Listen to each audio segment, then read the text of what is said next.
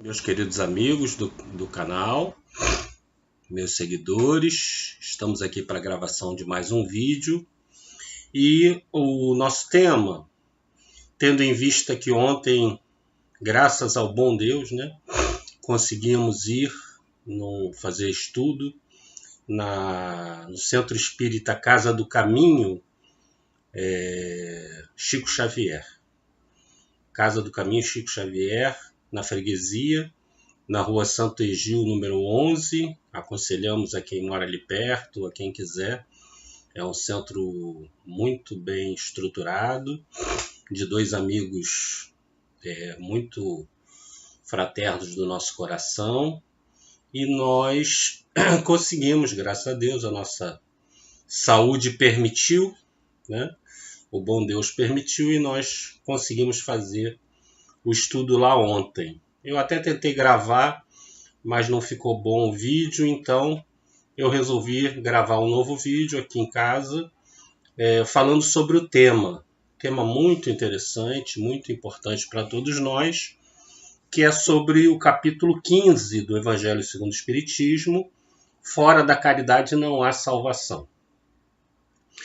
Esse é um dos lemas do Espiritismo e vejam que, ao contrário de muitas religiões que colocam fora da nossa religião não há salvação, o Espiritismo coloca que fora da caridade, ou seja, uma atitude caridosa é que vai nos levar ao processo de autoiluminação, que vai fazer com que nós continuemos a evoluir.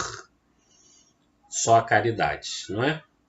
Então, o tópico que nos coube ontem sobre esse capítulo foi o tópico número 4 e 5, que nós vamos ler uns trechinhos e vamos comentar, Os fariseus, eles, logo no início do tópico 9, eles testam Jesus perguntando qual o mandamento maior. Esse tópico 4 e 5 tem esse título, o mandamento maior. E eles, naturalmente, querendo testar os conhecimentos de Jesus. Os fariseus eram uma elite política, religiosa, que tinham, inclusive, atuações de ordem legislativa e até judiciário, porque eles condenavam as pessoas, a vários tipos de morte, por exemplo, morte por apedrejamento. O próprio Cristo acabou sendo uma vítima desse partido, vou usar esse termo, esse partido religioso, chamado de fariseus, que tem a tradução, nós temos até na introdução, na entrada logo do livro do Evangelho segundo o Espiritismo, nós temos lá várias classificações de quem eram os fariseus, saduceus, os terapeutas, os essênios e etc., fazendo um estudo verdadeiramente até histórico dessa estrutura que recebeu Cristo na Palestina do primeiro século.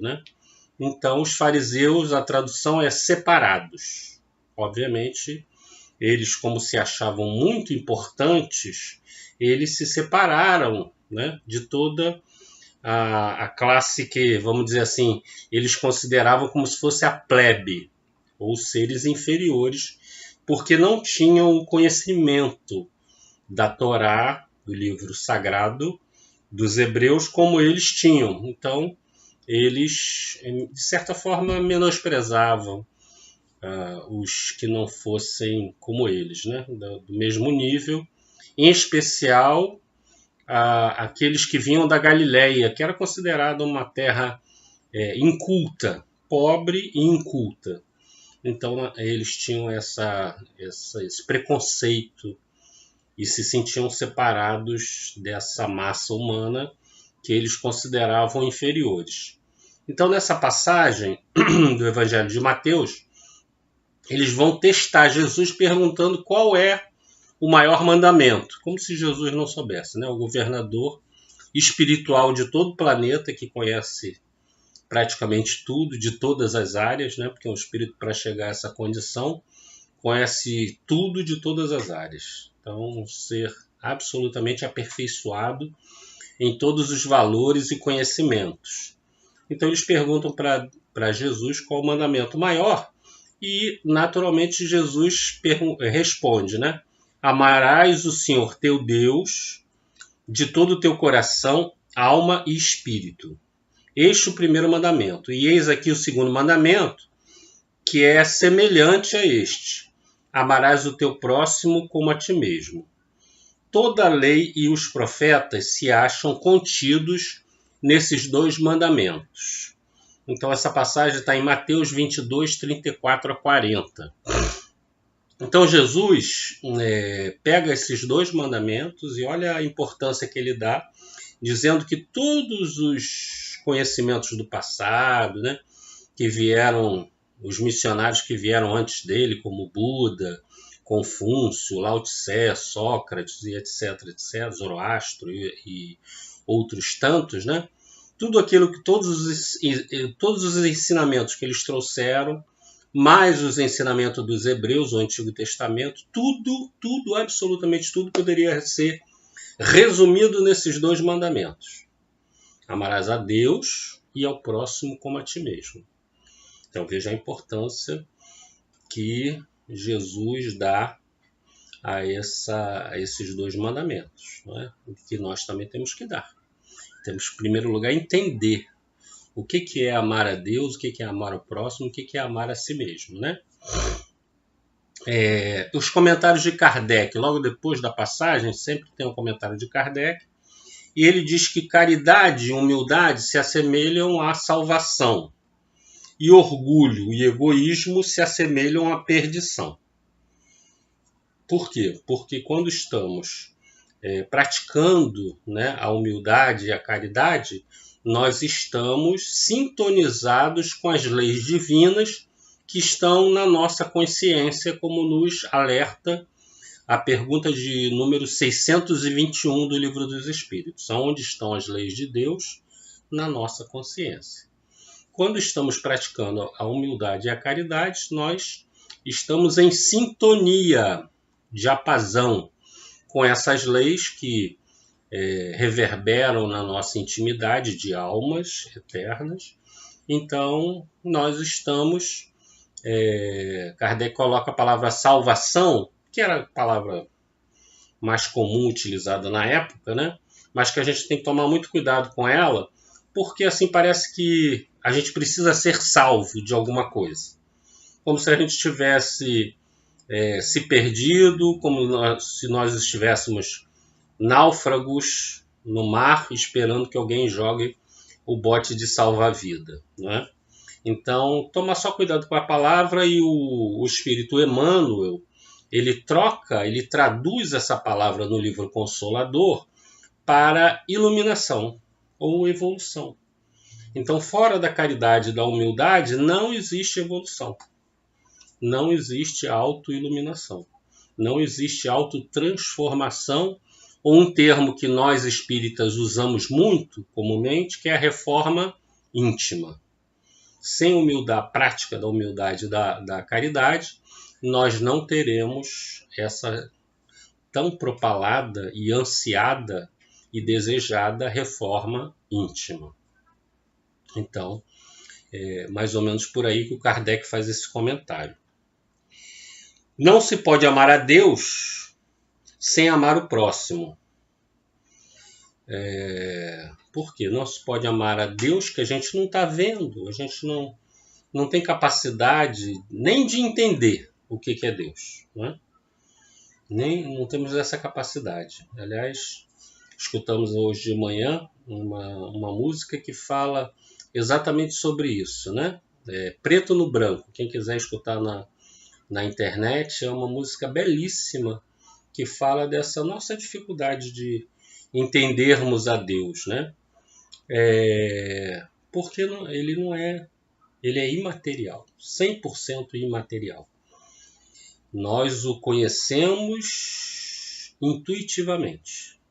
Na nossa intimidade, nós, desde que fomos formados, criados simples e ignorantes, de alguma maneira já sentimos a sua presença. Na medida que vamos evoluindo, vamos compreendendo cada vez melhor, mas não temos palavras para descrever. Aliás, a questão número 10 do Livro dos Espíritos, que pergunta sobre a natureza de Deus, se nós temos condições de entender a natureza de Deus, a resposta é negativa. Não temos, porque falta-nos para isso sentido.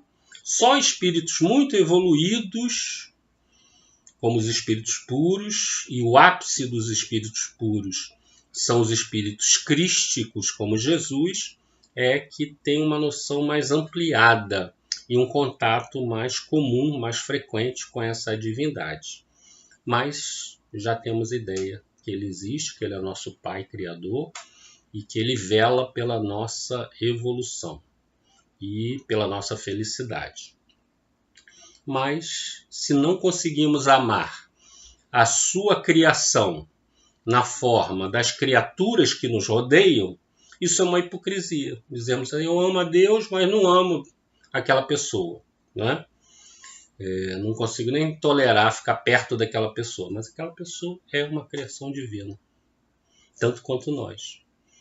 Então, se você não consegue amar uma obra de Deus, como é que você vai dizer que você ama a Deus? É um contrassenso, beirando, tangenciando a hipocrisia. Porque, né, no fundo, você está refutando a criação dele.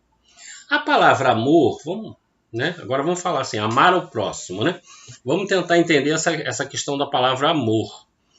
Que o aramaico que Jesus falava era uma língua muito, muito primitiva, com poucos vocábulos, e que tinha, por conta disso mesmo, né, que resumir em poucas palavras o sentido de muitas coisas, o que torna bem difícil o entendimento do que era dito. Né? E o grego, né, nós só temos evangelhos, só restaram evangelhos em grego, que era a língua universal da época, como o inglês é hoje para nós. Então todos falavam o aramaico, mas falavam o grego também, para se comunicar, em especial com os peregrinos, os estrangeiros e etc. Então era uma língua comum. Como se tentou, né, fazer o Esperanto uma língua de todas as nações, não se conseguiu ainda, né, mas o inglês passou a ser uma língua comumente falada por quase todos os povos. Né? E naquela época era o grego. E o grego tem vários significados para a palavra amor. Né? Vários significados. O primeiro é o eros, que é o amor romântico. O amor entre duas pessoas, né, que se atraem, não necessariamente de ordem sexual. Né? Nós traduzimos para erotismo, né, uma coisa muito ligada à sexualidade. Não, é uma atração magnética entre dois seres. Então esse era o eros. Existe uma outra tradução para amor, que é filia, que é o amor entre irmãos ou amigos, amizade, entendimento, empatia, simpatia entre dois seres.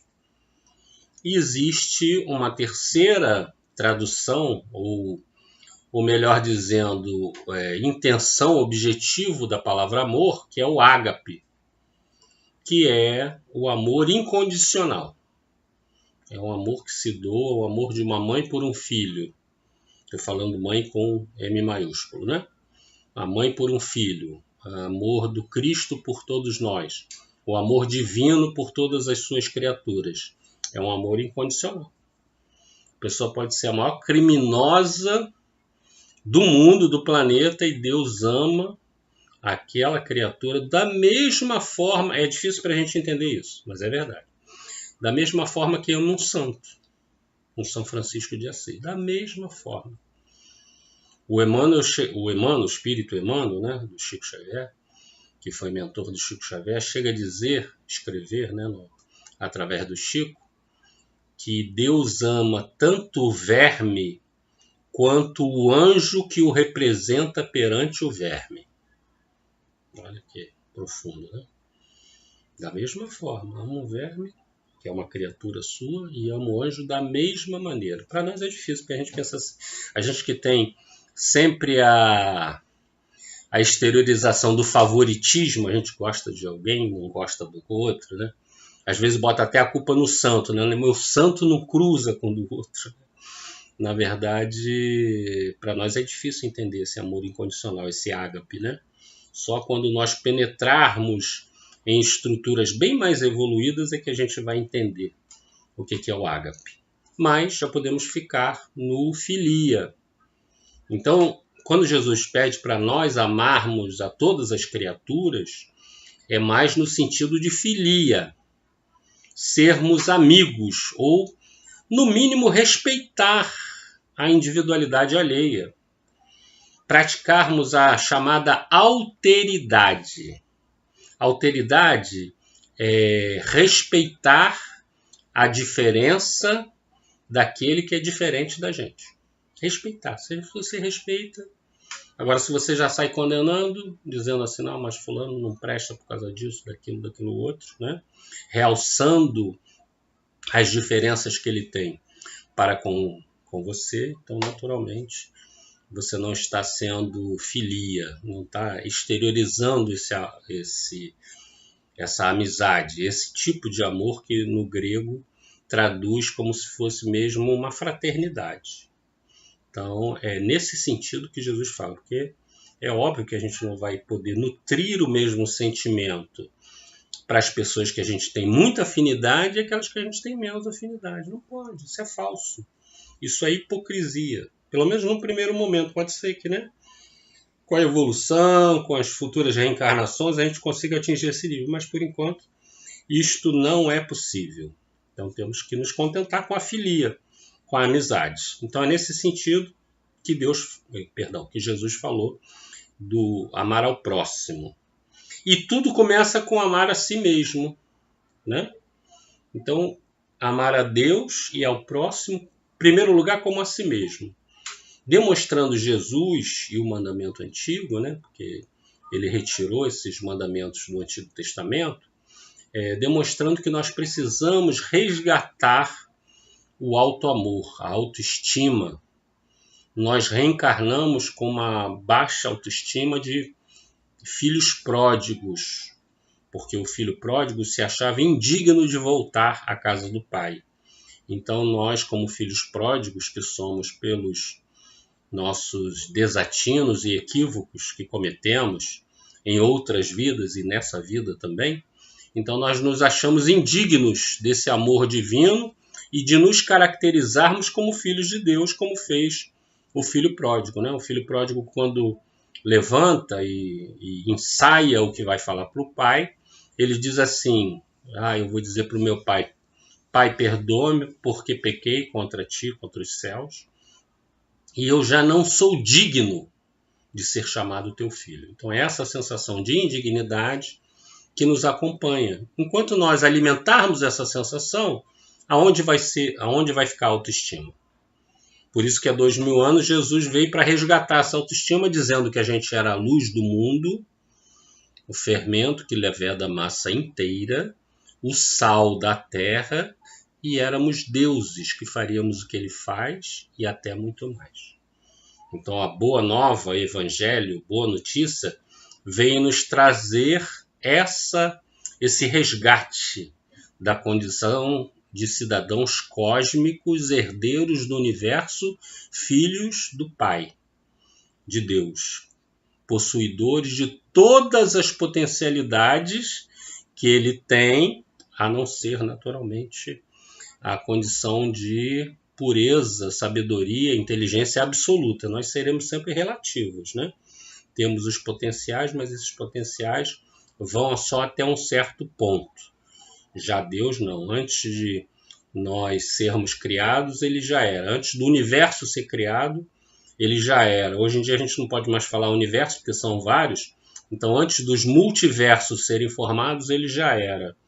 Então, aquele tipo de condição a gente nunca vai atingir, mas podemos atingir cada vez mais a condição de espíritos perfectíveis, aperfeiçoados. E para isso nós temos que alimentar resgatar essa nossa autoestima. Entendeu? Não ficarmos olhando, quando olhamos para o nosso passado, às vezes só olhamos os defeitos, os erros, os equívocos, né, os desatinos, e não enxergamos as coisas boas que fizemos. Então é isso, né? É tentar resgatar isso. Então, todos os deveres do homem, resumidos nessa máxima, fora da caridade não há salvação. Todos os deveres para com o homem. E aí, para a gente fechar, o que é caridade? Já que fala aí, né? Fora da caridade, o lema do Espiritismo, não há salvação. Então, o que é caridade? Muitos acreditam que caridade é apenas a caridade material. É doarmos uma certa quantia para os templos religiosos, é doarmos materialmente a nossa roupa, alimentos e etc. Né? Isso é uma fração ínfima da caridade, é chamada caridade material. Mas tem uma pergunta no Livro dos Espíritos, que é a questão 886, onde Allan Kardec vai perguntar como é que Jesus entende a caridade. Vejam que ele não quis, né? Ele foi direto, ele não quis saber qual era a opinião ali dos espíritos que ali estavam, São Luís, Zéfiro, os mentores, né, da codificação. Não, ele quer saber de Santo Agostinho e etc. Né? Ele quer saber diretamente como é que Jesus entende a caridade. Ou seja, como Jesus entende a caridade é como ela é, que ele é o representante de Deus na Terra. E a resposta é surpreendente a resposta da questão 886, porque ao invés de dizer, não, caridade é você dar aquela roupa velha para o centro espírita, né? Não, é você dar sopa na rua. Né? A resposta é basicamente sentimento e atitude. A resposta é benevolência para com todos, indulgência para com as imperfeições alheias e perdão das ofensas. É um tripé que os espíritas chamam de BIP. BIP, benevolência, indulgência e perdão. Então, não vai dar para destrinchar, para não ficar o vídeo muito longo, nós já estamos com 23 minutos, mas depois a gente fala melhor sobre essa questão, mas eu só quis realçar que caridade é isso. Caridade é sentimento e atitude de amor, porque perdão das ofensas, a indulgência para com as imperfeições e a benevolência são sentimentos gerando atitudes benevolentes em favor do próximo, né? Porque depois a gente vai fazer um vídeo só sobre esses três, na verdade é uma escada ascensional do espírito, esse BIP, né? Como começou com benevolência, parece que é a primeira a ser atingida. Não, a gente não vai conseguir a benevolência para com todos em primeiro lugar. A gente vai conseguir a perdão das ofensas. Então, uma escada que começa com perdão das ofensas, o primeiro degrau. O segundo é a indulgência para com as imperfeições. E, por fim, a benevolência para com todos. Então, essa escadaria cósmica de ascensão espiritual é o que forma a caridade. Sem ela, nós não teremos, como disse Emmanuel, iluminação, evolução e progresso. Estaremos, de alguma maneira, desperdiçando essa oportunidade abençoada da nossa reencarnação. E aí, nós lá no Centro Espírita, né, lemos uma poesia, porque fomos inspirados na manhã de ontem, com uma poesiazinha sobre esse tema, e que nós vamos ler para você.